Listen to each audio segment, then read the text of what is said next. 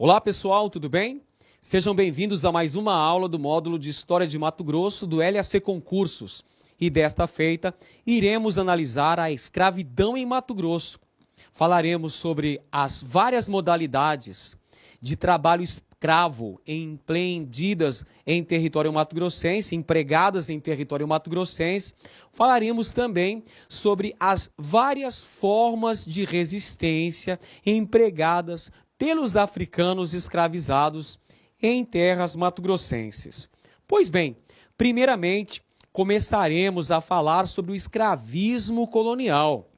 Em primeiro lugar, primeiramente, temos que analisar que a escravidão não foi inventada pelos portugueses e espanhóis, que se notabilizaram no emprego do trabalho escravo em terras americanas. A escravidão já existia desde a antiguidade. Foi a modalidade clássica de trabalho na Grécia Antiga e também na Roma Antiga, onde se estabeleceu o modo escravista, o modo de produção escravista. Entretanto, é preciso salientar também, meus amigos, que na África já existia a utilização do trabalho escravo. A escravidão já existia na África. Porém, a escravidão que se estabeleceu na África antes da colonização europeia era uma escravidão diferente dos padrões mercantilistas que essa utilização de trabalho compulsório acabou assumindo. Lá na África, a escravidão era sancionada por leis e tradições, costumes locais das mais variadas regiões daquele continente. É evidente que lá na África ocorriam conflitos interétnicos, conflitos envolvendo as diferentes nações africanas. E desses conflitos, é claro, ocorriam guerras. E dessas guerras, tínhamos os prisioneiros, que acabavam se tornando escravos das tribos vitoriosas. Na África já existia o trabalho escravo, mas esse trabalho escravo tinha características próprias. Inclusive era possível se estabelecer até laços, alguns laços de proximidade, alguns laços de solidariedade envolvendo senhores e escravos dentro do continente africano. Portanto, senhores, é preciso analisar que a escravidão na África possuía uma conotação diferenciada daquela que assumiu no continente americano. No início da colonização brasileira, fora utilizada a mão de obra indígena, o trabalho compulsório dos indígenas. Recapitulando rapidamente um assunto que nós vimos na nossa aula inaugural sobre o início da colonização, nós falamos que durante o período pré-colonial, aquela fase em que os portugueses exploravam o pau-brasil, foi utilizado uma modalidade de trabalho denominada escambo, onde os índios cortavam a madeira do pau-brasil e as armazenavam nas feitorias para um posterior carregamento nos navios lusitanos e recebiam em troca uma série de mercadorias, uma série de quinquilharias, tais como espelhos, pentes, dentre outros. Depois, quando nós temos o início da colonização sistemática no Brasil, com a implementação da lavoura de cana-de-açúcar, os portugueses passam a utilizar os indígenas como mão de obra escrava. Perceba que muda o tratamento dispensado para os indígenas. Durante o período pré-colonial, da extração do pau-brasil, temos o escambo.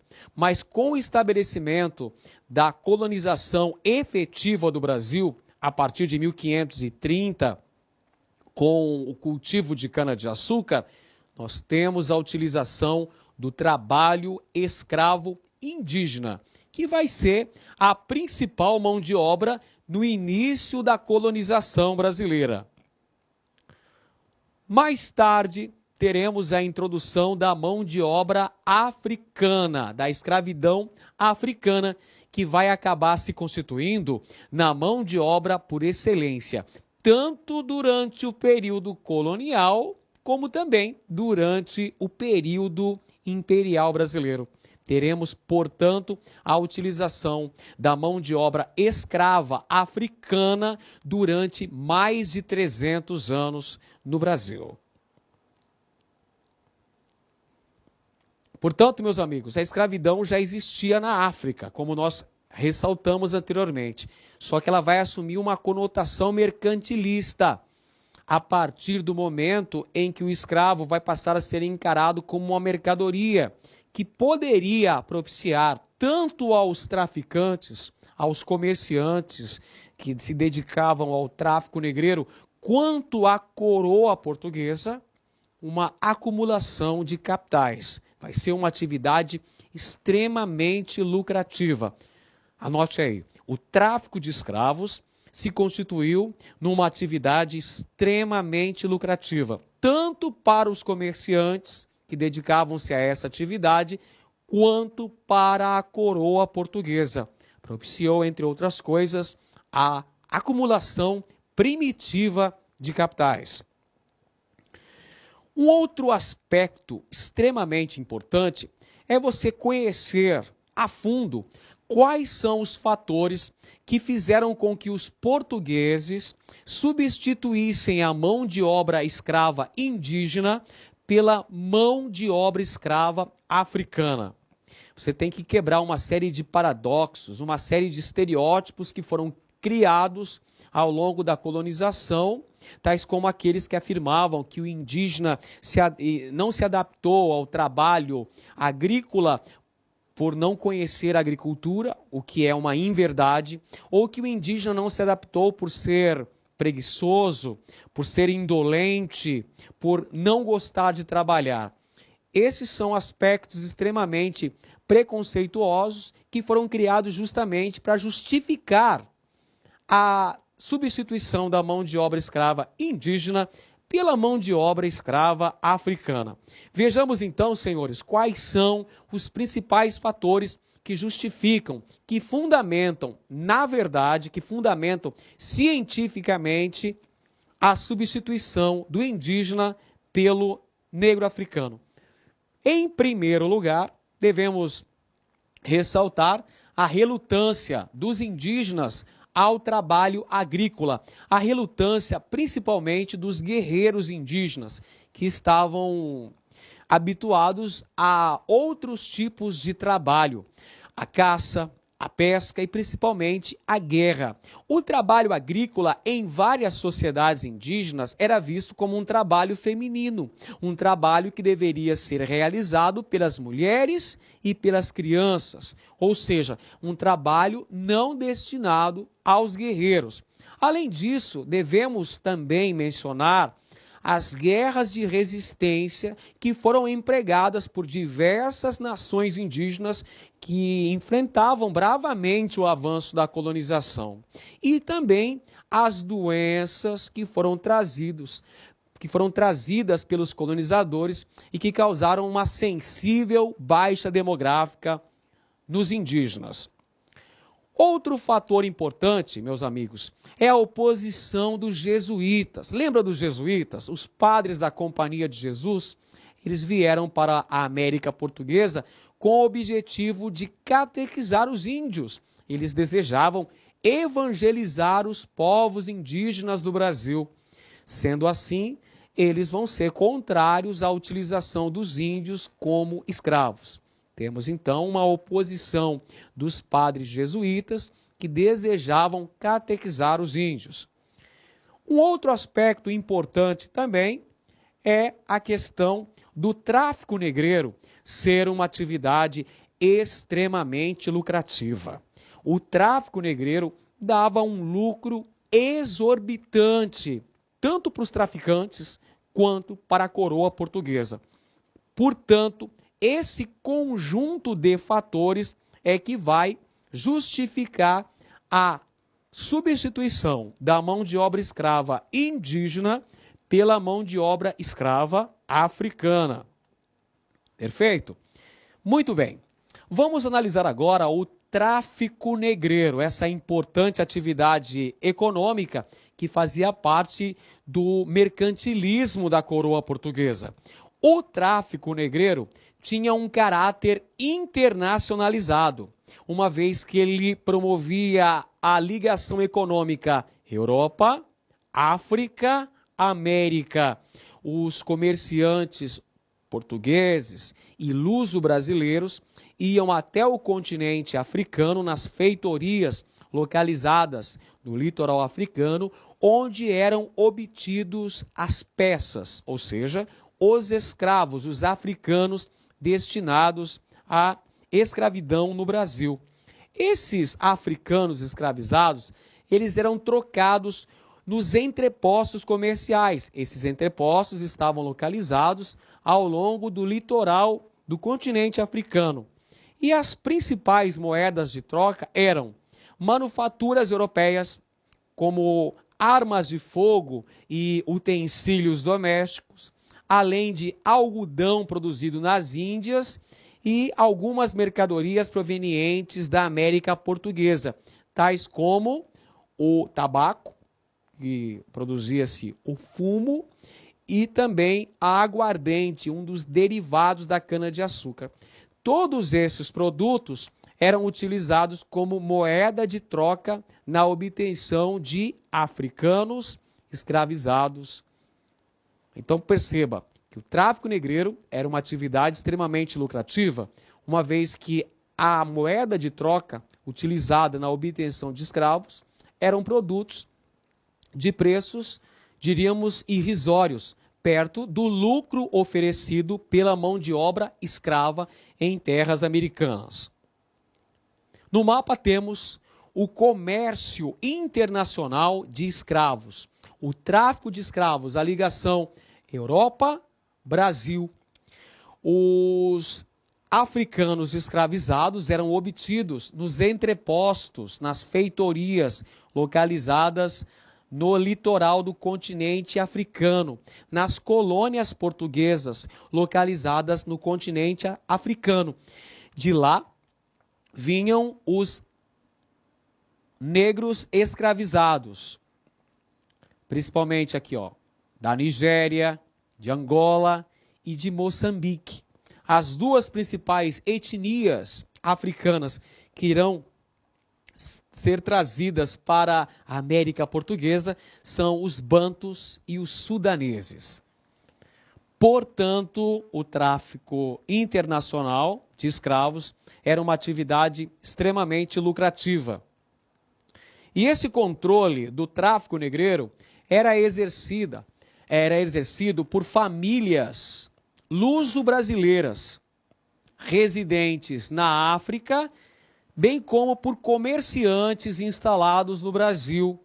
Então haviam famílias luso-brasileiras instaladas nessas feitorias, nesses entrepostos comerciais localizados no litoral do continente africano, e também haviam comerciantes instalados no Brasil que iam até o litoral africano para conseguirem trazer os negros escravizados, que eram trazidos nos conhecidos navios negreiros ou navios tumbeiros.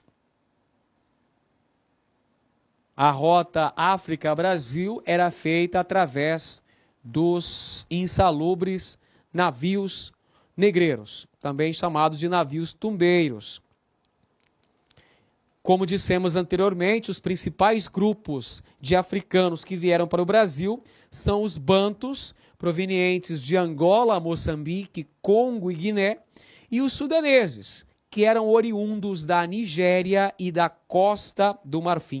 São essas os dois principais grupos de africanos escravizados trazidos para o Brasil. Claro que vieram dezenas de etnias africanas para o nosso país. Na imagem vemos alguns dos exemplos, diferentes nações africanas que foram trazidas para o Brasil, porque a África ela é múltipla, né? Deve ser encarado dessa maneira.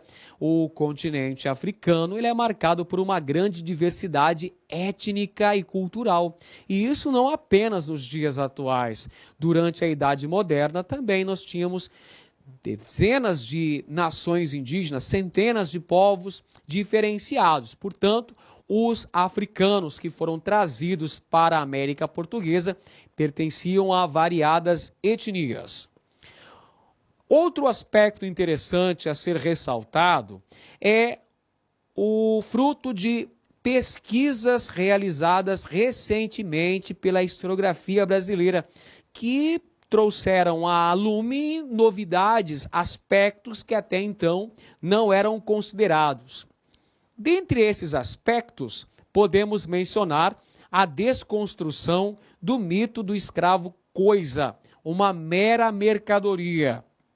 Pessoal, é claro que para os senhores de escravos, para os traficantes de escravos, o africano escravizado era encarado como uma mera mercadoria, como um produto, como um animal, como um ser não dotado de inteligência, não dotado de racionalidade.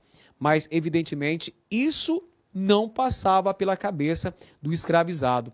Em nenhuma maneira, de nenhuma forma, o africano trazido para a América Portuguesa na condição de escravo, ele se animalizou, ele se sentiu um ser desprovido de racionalidade, de inteligência. Muito pelo contrário, os escravos desempenharam várias formas de resistência.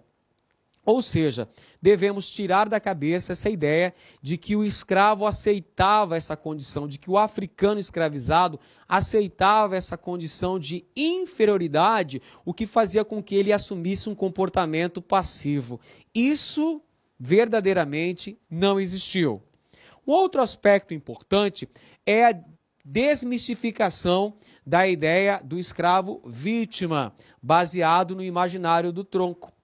Durante muito tempo se apregoou na historiografia tradicional que os africanos escravizados assumiram um comportamento passivo diante da escravidão, uma condição de vítima diante da opressão, da violência, dos maus tratos e do desrespeito sofrido. Isso não existiu, porque os africanos escravizados desenvolveram uma série de maneiras de reagirem diante da ordem vigente, de colocarem para fora toda a sua revolta diante daquela opressão sofrida. Então não devemos encarar o escravo como uma vítima do sistema. Não devemos considerar que o tronco causava um temor enorme na mente do escravo, fazendo com que ele assumisse um comportamento passivo. Como veremos mais a seguir, existiram diversas formas de resistência ao trabalho escravo na América Portuguesa. Os escravos, eles devem ser encarados como agentes históricos, ou seja, devem ser encarados como verdadeiros sujeitos sociais, protagonistas de sua história.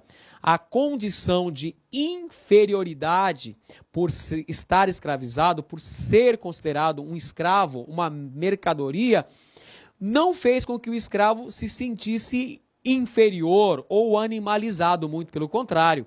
Os escravos, diversas vezes, se portaram como verdadeiros agentes sociais, como verdadeiros agentes históricos e chegavam, inclusive, a negociar com seus senhores. Negociar, entre outras coisas, com relação ao tratamento dispensado para eles. A violência empregada no tratamento para com os escravos. Muitas vezes os escravos apresentavam reivindicações para os seus senhores. Um exemplo bem interessante dessa nova visão que a recente historiografia brasileira trouxe sobre o estudo da escravidão na América Portuguesa é a chamada brecha camponesa. Anote aí no seu caderno esse aspecto que é bem interessante e que inclusive já foi cobrado em concursos aqui em Mato Grosso. A brecha camponesa, meus amigos, era uma modalidade diferenciada de escravidão, onde o senhor destinava famílias de escravos que tivessem um bom comportamento e as instalava em pequenas roças, onde se desenvolvia uma agricultura de subsistência, onde se cultivava produtos visando a sobrevivência do próprio escravo e de suas famílias, e também a produção, vez ou outra, a produção de um excedente agrícola que era comprado pelo próprio senhor, que adquiria essa produção excedente, utilizada principalmente para o consumo de seus escravos. Essa é a chamada brecha camponesa.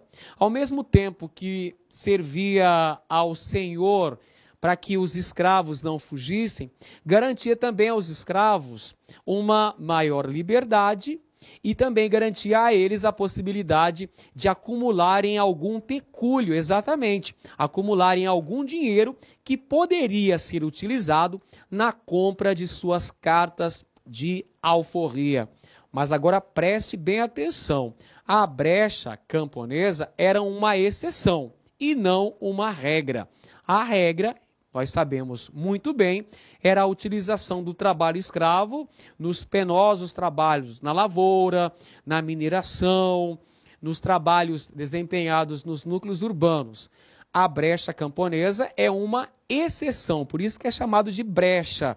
É uma exceção à regra que era baseado no trabalho extenuante da mão de obra escravo.